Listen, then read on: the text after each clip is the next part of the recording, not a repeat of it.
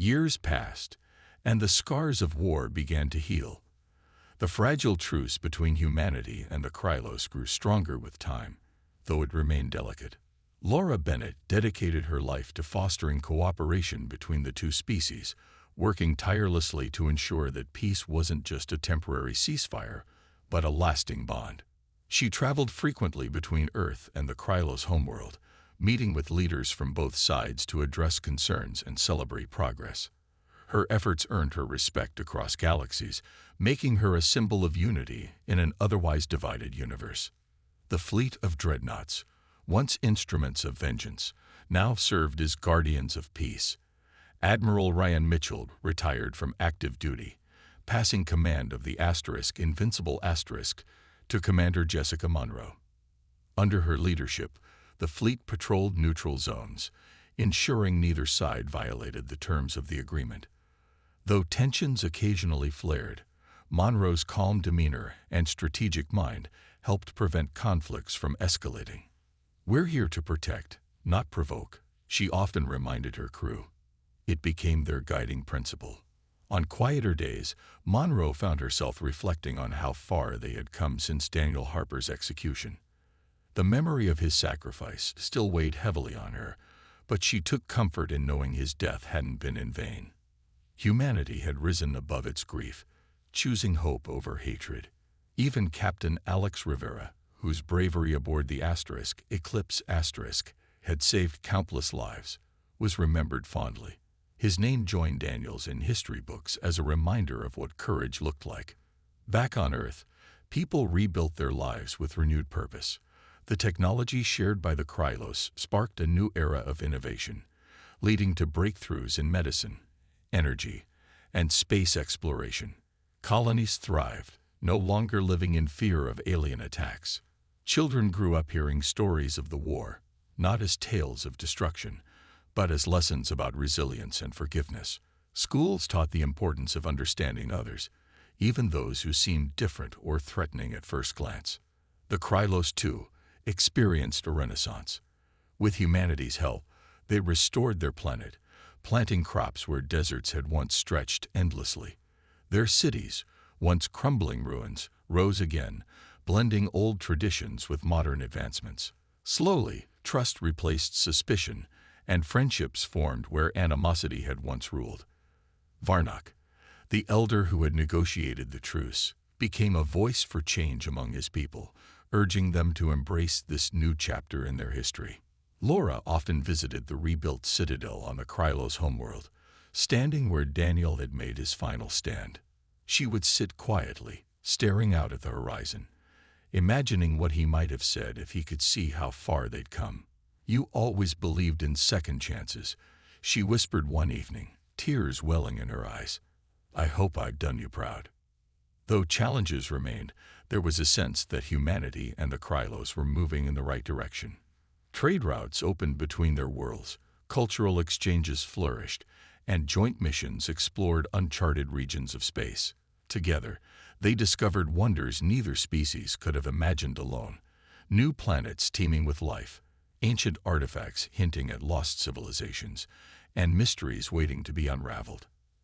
Admiral Mitchell, now retired and living quietly near Earth's oceans, watched the stars through his telescope each night. He thought about the sacrifices made and the lives changed forever. "We didn't win the war," he murmured to himself one evening. "We won something better, a chance to start over." In the end, it wasn't weapons or battles that defined humanity's legacy. It was their ability to rise above hatred, to choose forgiveness over revenge, and to believe in a future worth fighting for. The road ahead was uncertain, full of unknowns and potential dangers. But for the first time in years, hope burned brighter than fear. Humanity had proven that even in the face of overwhelming odds, compassion and determination could light the way forward. And as long as that spirit endured, anything was possible. In the year 2147, humanity had finally reached the stars, but not everything was as bright and promising as people had hoped.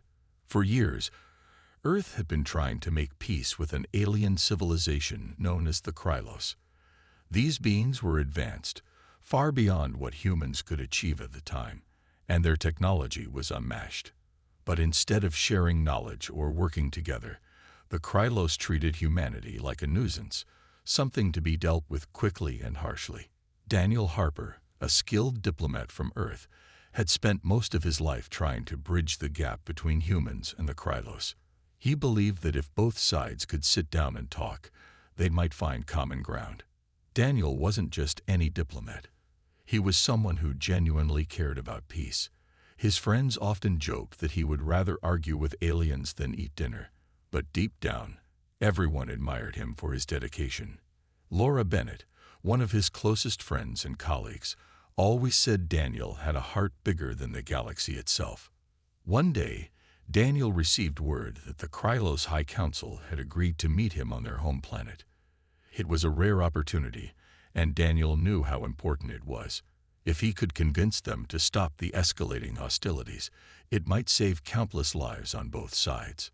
Laura tried to warn him that the Krylos weren't trustworthy, but Daniel waved her off with a smile. "Sometimes you have to take risks," he told her before leaving. That's how progress happens. When Daniel arrived at the designated location, things seemed normal at first. The Krylos greeted him politely.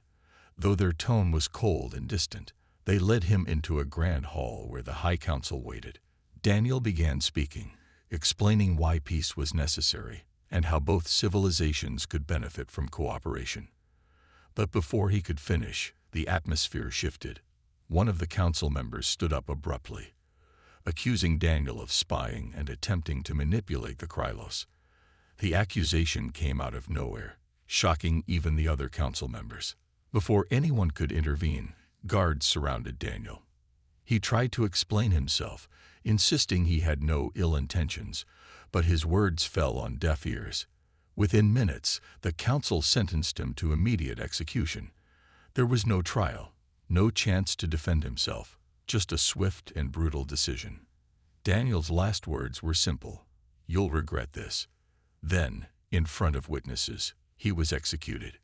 News of Daniel's death traveled fast. Back on Earth, Laura felt her world shatter when she heard what had happened. She couldn't believe the Krylos would do something so cruel without giving Daniel a fair hearing. When she addressed the United Earth Government, UEG, her voice trembled with anger and grief. "They killed him," she said, fighting back tears. "They killed a man who only wanted peace, and if we don't respond, they'll think we're weak." Her speech struck a nerve. People across Earth were outraged. Protests erupted in cities worldwide, demanding justice for Daniel Harper. Even those who didn't know him personally felt the weight of his loss. Laura refused to let his death go unanswered. She vowed to honor his memory by making sure the Krylos understood the cost of their actions. Though she didn't realize it yet, her determination would spark a chain reaction that would change the course of history forever. For now, all Laura could do was grieve and prepare. Grief turned into resolve, and resolve turned into action. Humanity wouldn't stand idly by while its brightest voices were silenced. Something had to be done, and soon. The negotiations stretched on for days, each moment filled with tension and uncertainty.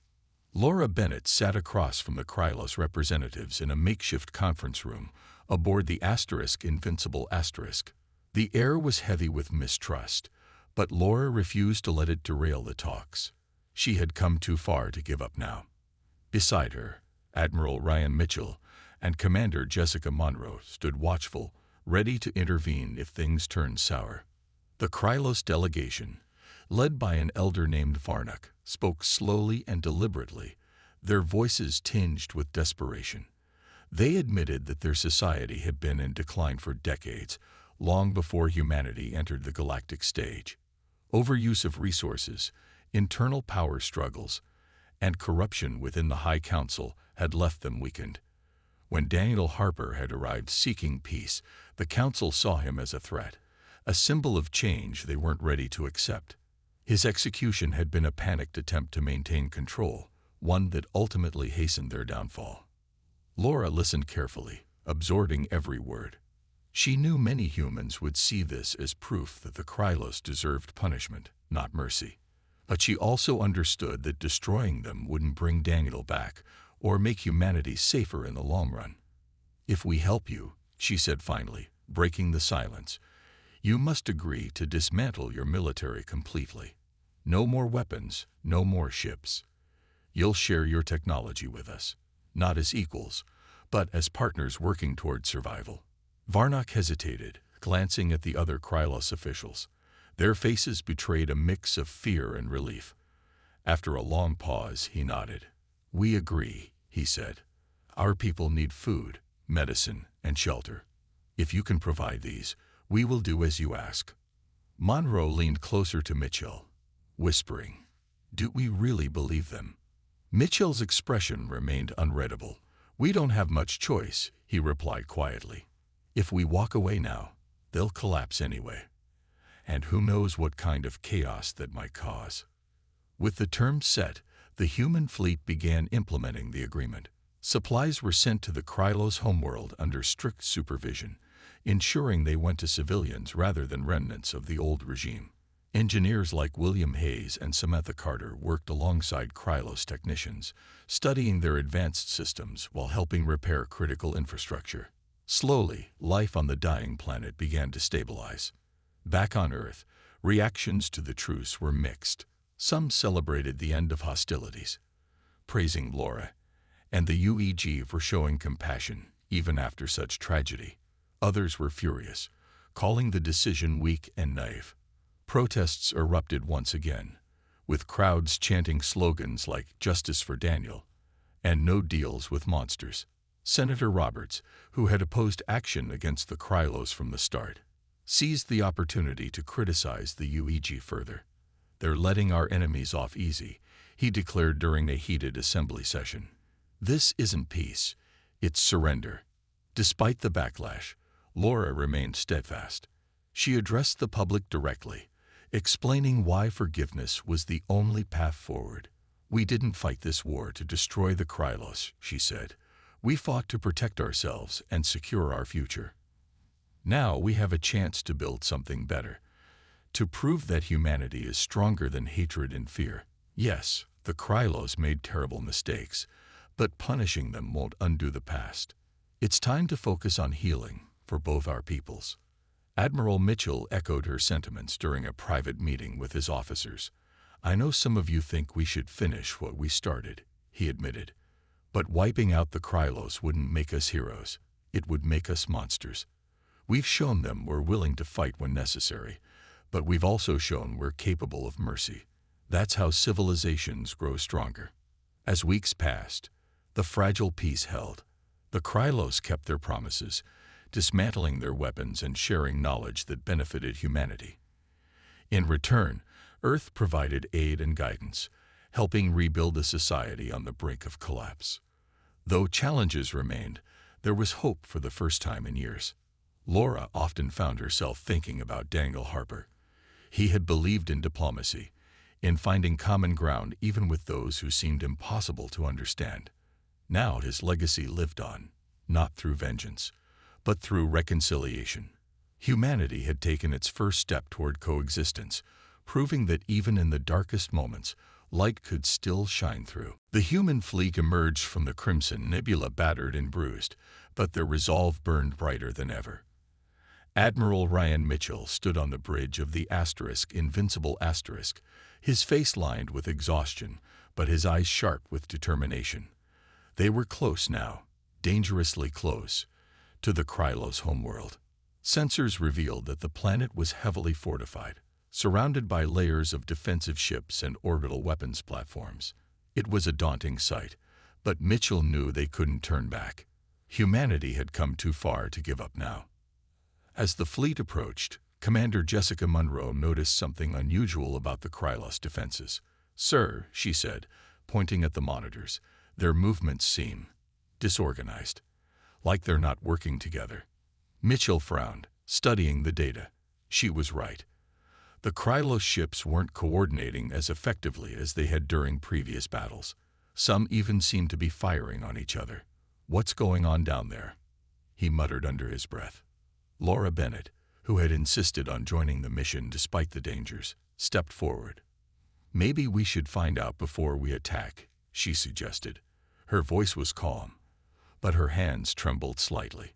She had seen enough death and destruction to last a lifetime, and part of her still hoped for a peaceful resolution. "If there's even a small chance we can avoid more bloodshed, shouldn't we take it?" Mitchell hesitated.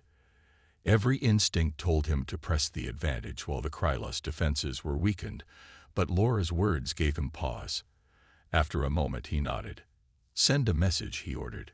"Tell them we're here to negotiate, but make it clear we're not leaving until we get answers." The response came quickly, though it wasn't what anyone expected. A single Krylos ship detached from the defensive line and moved toward the human fleet. Its hull was scared and damaged, evidence of internal conflict. When the transmission came through, the alien voice sounded desperate rather than hostile. "We surrender," it said. "Our world is already lost. There is nothing left to fight for." Confusion rippled through the human fleet. Mitchell exchanged a glance with Monroe, who shrugged. "Do we trust them?" she asked quietly. Mitchell didn't answer immediately. Instead, he turned to Laura. "You wanted to negotiate," he said. "This might be your chance." Accompanied by Monroe and a small team of soldiers, Laura boarded a shuttle and headed toward the Krylos ship. Her heart pounded as they docked, unsure of what awaited them inside. When the airlock opened, they were met by a group of Krylos officials, their towering forms clad in tattered robes. One of them stepped forward, speaking haltingly in broken English. "We did not want this war," it said. "But our leaders, they are gone. Our people, starving, dying." Laura listened carefully as the Krylos explained their situation. Their society had been crumbling long before humanity arrived, plagued by resource shortages and political infighting. The High Council that had executed Daniel Harper was no longer in power. It had collapsed under the weight of its own corruption. What remained of the Krylos government was fractured and powerless, unable to stop the chaos consuming their world. Monroe watched Laura closely, ready to act if anything went wrong. But Laura seemed focused, asking questions and piecing together the truth. As the meeting continued, one thing became clear. The Krylos were not the unstoppable force humanity had feared. They were a dying civilization, clinging to survival just like everyone else. When Laura returned to the Invincible Asterisk, she shared what she had learned with Mitchell. "They're not lying," she said. "Their planet is falling apart. If we destroy them now, we'll be no better than they were when they killed Daniel." Mitchell sighed deeply, torn between justice and mercy. Finally, he made his decision. "We'll offer terms," he said, "but if they try to trick us, we strike without hesitation." With the Krylos surrender accepted, negotiations began aboard the Invincible Asterisk. Laura worked tirelessly alongside Monroe and Mitchell, hammering out an agreement that would ensure peace while protecting humanity's interests. It wasn't easy. Trust was fragile, and old wounds ran deep. But slowly, progress was made. For the first time since the war began, hope flickered in the darkness. The Krylos weren't defeated militarily. They were beaten by their own failures. And as Laura looked out at the stars, she wondered if this tragedy could lead to something greater, a new beginning for both species. The battle moved into the heart of a dense crimson nebula, where the Krylos had hoped to use the treacherous environment to their advantage.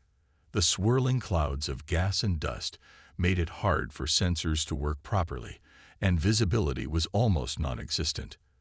For the human fleet, this was a dangerous place to fight, but they had no choice. The Krylos were pushing them deeper into the nebula, trying to split their forces and pick them off one by one. Admiral Ryan Mitchell stood on the bridge of the Invincible Asterisk, gripping the railing as he watched the chaos unfold on the monitors. The screens flickered with bursts of light as energy blasts tore through the haze. Ships on both sides darted between the glowing clouds, their movements unpredictable. "Stay close," Mitchell ordered over the comms. "We can't afford to lose formation."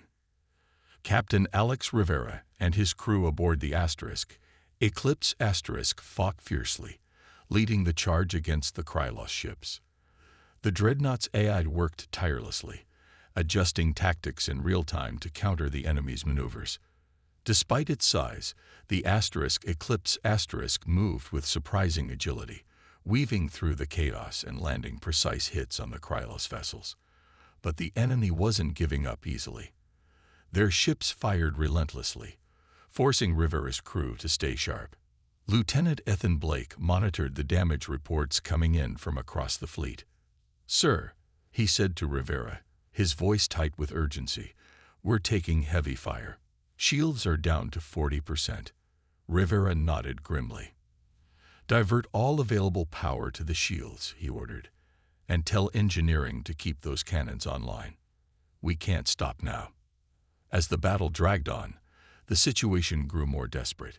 One of the smaller human ships, the Pioneer was hit by a barrage of Krylos fire. Its engines failed, leaving it stranded in the nebula.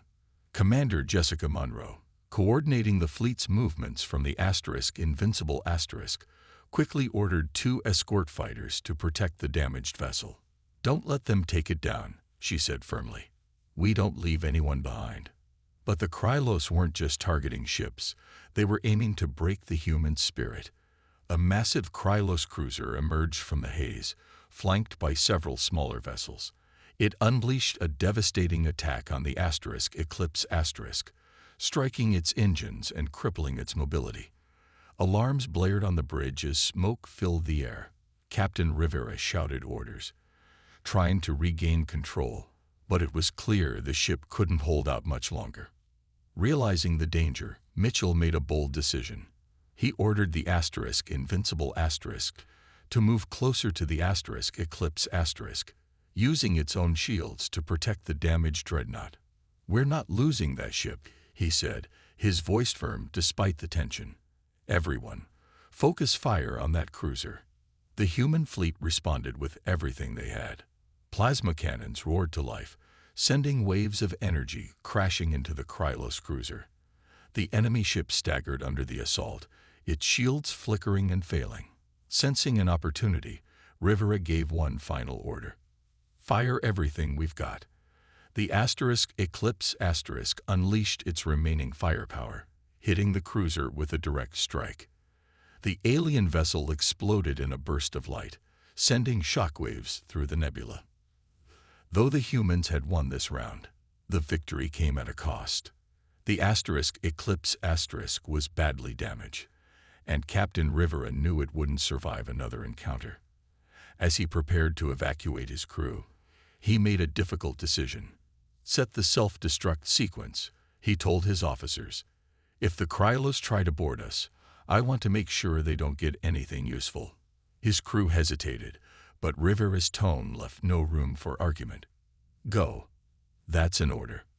One by one, the crew abandoned the Eclipse boarding escape pods and heading toward the safety of nearby ships. Rivera stayed behind, ensuring the evacuation was complete.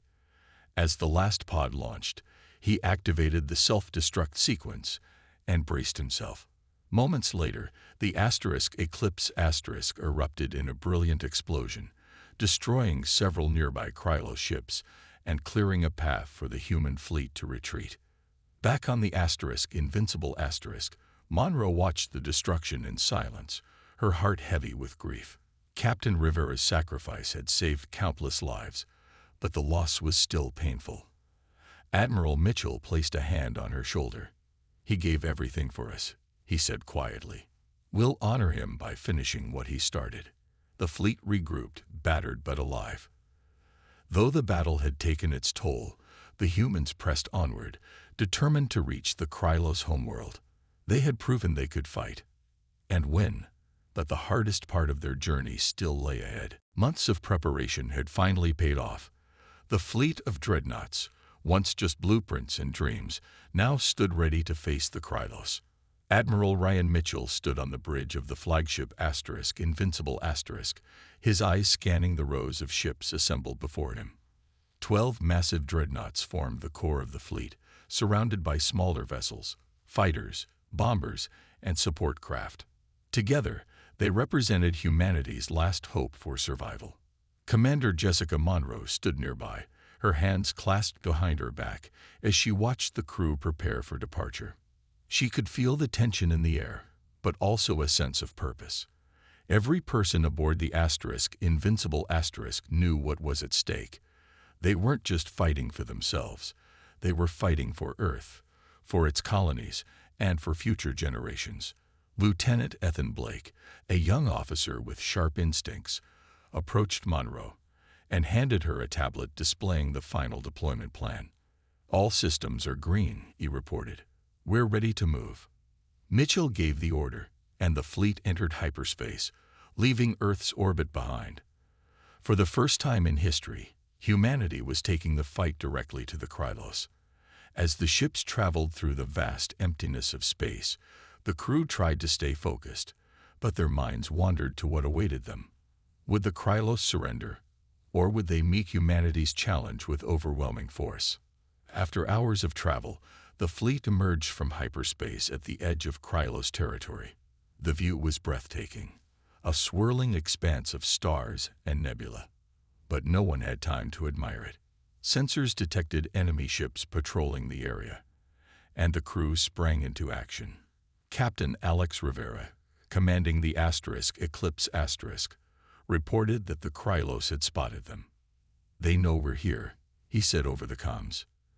"They're moving to intercept." Tension mounted as the two fleets drew closer. Admiral Mitchell ordered the human ships to hold their positions, refusing to fire unless provoked. He still hoped for a chance to negotiate, though he doubted the Krylos would listen. Laura Bennett's voice echoed in his mind. "We fight not out of hatred, but out of love." He repeated those words silently, reminding himself why they were there. The Krylos fleet loomed larger on the screens, their ships sleek and menacing. One of them, clearly the lead vessel, broadcast a message. "Turn back," the alien voice growled, distorted by translation software. "You are trespassing in Krylos space. Leave now or be destroyed." Monroe clenched her fists but kept her tone calm as she responded. "We come seeking peace, not war. Your actions against us have forced our hand. Stop your aggression, and we can resolve this without further bloodshed." The reply came quickly. "You are weak. You do not belong among the stars. Leave or die." Mitchell exchanged a glance with Monroe. There would be no negotiation. With a heavy heart, he gave the order to engage. The battle began almost instantly, energy blasts lighting up the void as both sides opened fire. The human fleet moved with precision, the Dreadnoughts' advanced AI systems calculating trajectories and targeting weaknesses in the Krylos ships. Despite being outnumbered, the humans held their ground, their training and determination shining through. The Eclipse Asterisk led the charge, its plasma cannons tearing through enemy defenses. Captain Rivera shouted orders, his voice steady despite the chaos around him. Nearby, smaller human ships darted between the Krylos vessels, striking where they were least expected. Explosions lit up space as ships on both sides were destroyed, debris scattering across the battlefield. But the cost was high. Human ships took heavy damage, and casualties began to mount. On the Invincible Asterisk, alarms blared as a Krylos blast struck the hull. Crew members scrambled to contain the breach while Monroe worked to keep morale high. "Stay focused," she called out. "We've trained for this. We can win." As the battle raged on, Mitchell realized something important. Humanity wasn't fighting just to survive. They were proving that they belonged among the stars, that they could stand toe-to-toe with even the most advanced civilizations. And though the outcome was far from certain, one thing was clear: humanity wouldn't go down without a fight. The battle against the Krylos scout ship had changed everything. News of the skirmish spread quickly, and people across Earth and its colonies reacted with a mix of fear and determination. Laura Bennett knew it was time to address humanity directly. She couldn't let fear divide them or weaken their resolve. With the help of Admiral Ryan Mitchell and Commander Jessica Munro, she prepared a speech that would reach every corner of human civilization, broadcast live on every channel, every screen, and every device. Standing in front of cameras in a simple room aboard the UEG headquarters, Laura took a deep breath before beginning. Her voice was calm but firm, carrying the weight of her grief and conviction. Today, she began, we face a choice. The Krylos have shown us who they truly are. They attacked without warning, killing innocent men, women, and children. They executed Daniel Harper, a man who only sought peace, and now they've struck again, destroying a mining station near Jupiter. We can no longer ignore their intentions. She paused, letting her words sink in. Across Earth, families huddled around screens, listening intently. In space stations and distant colonies, workers stopped what they were doing to watch. Laura continued, her tone growing stronger. But we must also ask ourselves, who are we asterisk? Are we cowards who will bow to fear and oppression? Or are we fighters, willing to stand up for what is right? For our freedom, our future, and the memory of those we've lost. Her words struck a chord. People nodded along, some wiping away tears while others clenched their fists in anger. Laura spoke not as a politician, but as someone who had shared in humanity's pain. She reminded them of Daniel's dream, a world where humans and aliens could coexist peacefully, but acknowledged that such dreams required action. Peace isn't given freely, she said. It's earned through strength and unity. Today, we honor Daniel Harper by refusing to let his death be in vain. Together, we will show the Krylos that humanity cannot be broken. Admiral Mitchell stood beside her during the broadcast, adding his own message of encouragement. We've already proven that we can fight back, he said, his deep voice resonating with authority. The battle near Jupiter showed us what we're capable of when we work together. Our fleet may still be growing, but make no mistake, we are ready. Every shipyard, every engineer, every soldier is working toward one goal, protecting our home and ensuring our survival. Commander Monroe followed with a few brief words, speaking directly to the younger generation watching. This isn't just about us, she said. It's about the future, the next generation of explorers, scientists, and leaders. If we don't act now, they'll inherit a galaxy ruled by fear instead of hope. Let's give them something better. The speech worked. It united humanity like never before. Protests faded as people rallied behind the cause. Factories increased production. Volunteers signed up for military service, and even skeptics within the UEG threw their support behind Operation Reckoning. Billions of voices cried out as one, demanding justice and vowing to defend Earth at all costs. In private, Laura allowed herself a moment of quiet reflection after the broadcast ended. She stared out a window, gazing at the stars beyond. For so long, those stars had represented hope and discovery.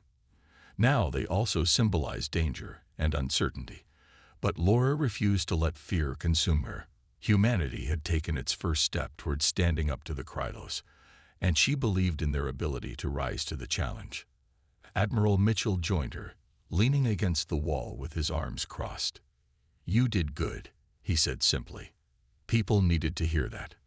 Laura nodded, though her expression remained serious. "It's not over yet," she replied. "The hardest part is still ahead of us." Mitchell didn't disagree. He glanced at the stars too, thinking about the battles to come. "Whatever happens," he said, "we'll face it together." As the days passed, the momentum grew. Shipyards worked faster than ever, and engineers like William Hayes and Samantha Carter pushed themselves to the limit, knowing how much depended on their efforts. Humanity had made its decision. It would not surrender. The fleet of Dreadnoughts was almost ready, and soon it would lead the charge into the heart of Krylos territory. Whatever awaited them, humanity was prepared to fight, not out of hatred, but out of love for their home and each other. Before the fleet of Dreadnoughts was fully ready, disaster struck. A rogue Krylos scout ship appeared near Jupiter's orbit, moving silently and undetected until it was too late. The small vessel ignored all attempts at communication, brushing aside Earth's warnings like they were nothing. Without hesitation, it fired on a nearby mining station, destroying it in a matter of seconds. Hundreds of miners, men, women, and children, were killed instantly. The attack sent shockwaves through the solar system, leaving humanity reeling. Admiral Ryan Mitchell knew this couldn't go unanswered. Though the fleet wasn't complete, some ships were operational, including the Eclipse *, the lead dreadnought. He ordered Captain Alex Rivera to take command of the available vessels and intercept the Krylos scout ship before it could cause further damage. It was a risky move, sending untested ships into battle against an enemy far more experienced, but there was no other choice. Humanity couldn't afford to appear weak or indecisive, especially now. Captain Rivera felt the weight of responsibility as he stood on the bridge of the Eclipse *. This was his first real command, and the stakes were higher than anyone could have imagined. His crew worked tirelessly around him, preparing for what might be their toughest fight yet. Commander Jessica Monroe joined him on the bridge, offering steady support. "We've trained for this," she reminded him, though her voice betrayed a hint of nervousness. "We can do this." The Eclipse * led a small group of ships toward the coordinates where the Krylos scout had been spotted. Tension filled the air as they approached. Everyone aboard knew that failure wasn't an option. When the Krylos ship finally came into view, it was smaller than expected but still bristling with weapons. It didn't hesitate to open fire, unleashing a barrage of energy blasts that lit up space like fireworks. Rivera gave the order to return fire, and the Eclipse * responded with its plasma cannons. The bright streaks of energy illuminated the darkness, striking the Krylos ship with precision. But the alien vessel was fast, darting out of the way of most attacks. For several tense minutes, the two sides exchanged blows, neither gaining a clear advantage. The smaller human ships struggled to keep up, their engines straining under the pressure of evasive maneuvers. Then, something unexpected happened. The experimental AI aboard the Eclipse * analyzed the Krylos ship's movements and identified a pattern. Using this information, the AI adjusted the ship's targeting systems, allowing Rivera's crew to land a direct hit on the scout's engines. Smoke poured from the Krylos vessel as it slowed down, unable to escape. Rivera seized the opportunity, ordering another volley of fire. The Krylos ship exploded in a brilliant flash of light, leaving behind only debris. The bridge erupted in cheers, but Rivera silenced them quickly. There was no time to celebrate. They had won this skirmish, but the larger war was far from over. As the crew assessed the damage to their own ships, Rivera contacted Admiral Mitchell to report the victory. "It's done," he said, his voice calm despite the adrenaline coursing through him. "The scout is destroyed." Mitchell nodded grimly when he received the news. While the success boosted morale, it also confirmed one chilling fact. The Krylos weren't just testing humanity, they were actively seeking to destroy it. The attack on the mining station proved that peace was no longer an option. Humanity would have to fight to survive. Back on Earth, Laura watched footage of the battle with mixed emotions. She felt pride in how far humanity had come, but also fear for what lay ahead. The Krylos wouldn't stop after losing one ship. This was only the beginning. Admiral Mitchell echoed her thoughts during a meeting with top military officials. "They'll see this as a declaration of war," he warned. "We need to prepare for the worst." As repairs began on the damaged ships and construction continued on the remaining dreadnoughts, humanity braced itself for the inevitable. The Krylos had made their intentions clear, and now Earth had to respond in kind. The fragile hope of diplomacy was gone, replaced by the cold reality of conflict. But even in the face of overwhelming odds, one thing was certain: humanity wouldn't back down without a fight. The decision to build a fleet capable of challenging the Krylos was bold, but it came with enormous challenges. The United Earth government, UEG knew they had to act quickly and in secret. If the Krylos found out about their plans, humanity could face an attack before the fleet was even ready. Every shipyard across Earth and its colonies was put on high alert, working around the clock to construct what would become humanity's greatest weapon, the Dreadnoughts. Leading the effort were two brilliant engineers, William Hayes and Samantha Carter. William was a quiet man in his late 40s, known for his sharp mind and ability to solve problems others thought impossible. Samantha, on the other hand, was younger and full of energy, always pushing boundaries and coming up with innovative ideas. Together, they made an unstoppable team. Their task was daunting. They had to design warships that could not only match the Krylos' advanced technology but surpass it. The Dreadnoughts were unlike anything humanity had ever built before. These massive ships were equipped with experimental weapon systems, including plasma cannons and EMP generators designed to disable enemy vessels. They also featured cutting-edge AI systems that allowed them to adapt to battle conditions in real time. The AI was programmed to learn from every engagement, making the ships smarter and more efficient as time went on. But all of this came at a cost. Resources were stretched thin, and workers often labored for days without rest. Despite the pressure, morale among the engineers and builders remained high. Everyone understood the stakes. This wasn't just about revenge for Daniel Harper's death. It was about survival. If humanity failed to stand up to the Krylos, there might not be a future worth fighting for. William and Samantha worked side by side, sometimes arguing over designs, but always respecting each other's expertise. Late at night, when the shipyards were quieter, they would sit together and talk about what victory might look like. "Imagine it," Samantha said one evening, staring at the half-finished hull of a dreadnought. These ships could change everything. But keeping the project secret wasn't easy.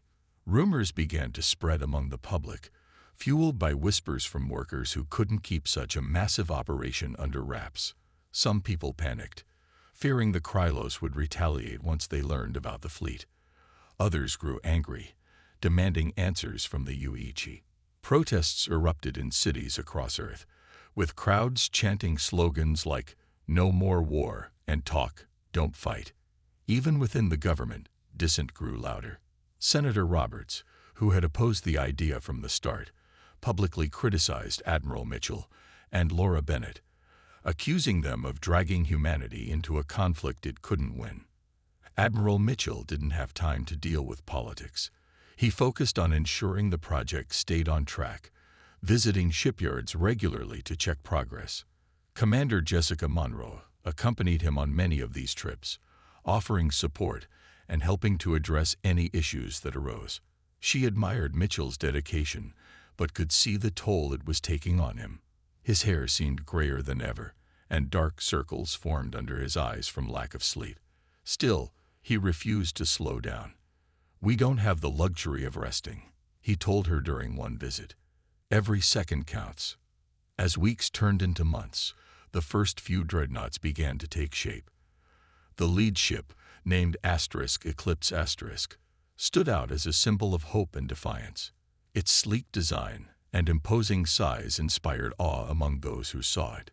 Captain Alex Rivera, a seasoned officer chosen to command the *Eclipse*, spent hours inspecting every detail, ensuring it was perfect. "This isn't just a ship," he told his crew during one briefing. "It's our chance to show the Krylos that we won't back down." Back on Earth, Laura watched news reports about protests and growing unrest. She felt the weight of responsibility pressing down on her shoulders. People looked to her for answers, but she didn't have all of them. What she did know was that giving up wasn't an option. Humanity had taken its first step toward standing up to the Krylos, and now there was no turning back. Construction continued under heavy guard, with security teams monitoring every corner of the shipyards. Despite the risks and challenges, the project moved forward. Slowly but surely, humanity was preparing to face the Krylos, not with fear, but with determination. The fleet of dreadnoughts represented more than just military power. It was a testament to human ingenuity, resilience, and the refusal to surrender, even when the odds seemed impossible. Laura knew she couldn't let Daniel's death go unanswered. She spent days preparing her case to present to the United Earth Government, UEG. It wasn't going to be easy. Many leaders were hesitant to take action against the Krylos, fearing their superior technology and military power. The Krylos had already proven they could strike without warning, and no one wanted to risk starting a war humanity might not survive. But Laura wasn't about to back down. When the day of the meeting arrived, Laura stood in front of the UEG Council chamber, her hands trembling slightly but her voice steady. She began by recounting everything Daniel had done for peace, how he had worked tirelessly to build trust between humans and the Krylos, how he had given up his personal life for the cause, and how he had been betrayed in the worst possible way. Daniel Harper didn't deserve to die, she said, looking each council member in the eye. He deserved respect, fairness, and justice. Instead, the Krylos executed him like he was nothing. Her words hung heavy in the room. Some council members shifted uncomfortably in their seats, while others stared at her with cold indifference. One of them, a politician named Senator Roberts, spoke up. "We understand your pain, Ms. Bennett," he said cautiously, "but we can't afford to act recklessly. The Krylos are far stronger than us. If we retaliate, they'll crush us." Laura clenched her fists but kept her composure. "Retaliation isn't what I'm asking for," she replied firmly. "I'm asking for accountability. For too long, we've let the Krylos push us around, make demands, and treat us like we're beneath them. They crossed a line when they killed Daniel. If we don't respond, they'll think they can do whatever they want. To us, to our colonies, to anyone who stands in their way." Just as it seemed like the council might dismiss her plea, Admiral Ryan Mitchell stepped forward. A tall man with graying hair and a stern expression, Mitchell commanded respect wherever he went. He had served in the military for decades and was known for his strategic mind and unwavering loyalty to Earth. "Ms. Bennett is right," he said, addressing the council. "We can't ignore this. The Krylos need to know that humanity won't tolerate such barbaric behavior. We may not be as advanced as them, but we have something they don't: heart and courage." Mitchell's words resonated with some of the council members, including Commander Jessica Monroe, a young but highly capable officer who had risen through the ranks thanks to her bravery and leadership skills. Monroe had always believed in standing up for what was right, even if it meant taking risks. She nodded in agreement with Mitchell and added, "If we show weakness now, we'll lose more than just pride. We'll lose our freedom, and maybe our future." Still, not everyone was convinced. Debates raged on for hours, with voices rising and tempers flaring. Some argued that building weapons and preparing for war would drain resources needed for other priorities, like food production and medical research. Others worried about the safety of Earth's colonies, which were scattered across distant star systems and vulnerable to Krylos attacks. But Laura, Mitchell, and Monroe refused to give up. They painted a clear picture of what would happen if humanity did nothing. The Krylos would grow bolder, striking again and again until there was nothing left to fight for. Finally, after what felt like an eternity, the council reached a decision. They agreed to fund a secret project aimed at creating a fleet powerful enough to challenge the Krylos. The project was codenamed Reckoning. It wouldn't be easy. Building such a fleet would require massive resources and cutting-edge technology. But it was a start.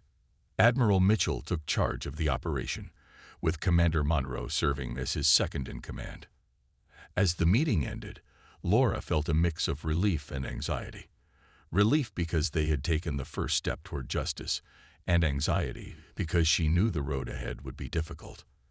Outside the council chamber, Mitchell approached her. "You did good today," he said quietly, "but this is just the beginning. Are you ready for what comes next?"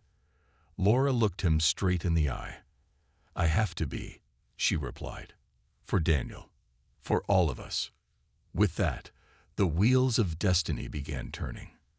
Humanity was no longer content to sit back and wait. The Krylos had made a grave mistake, and soon they would learn just how dangerous it was to underestimate the human spirit.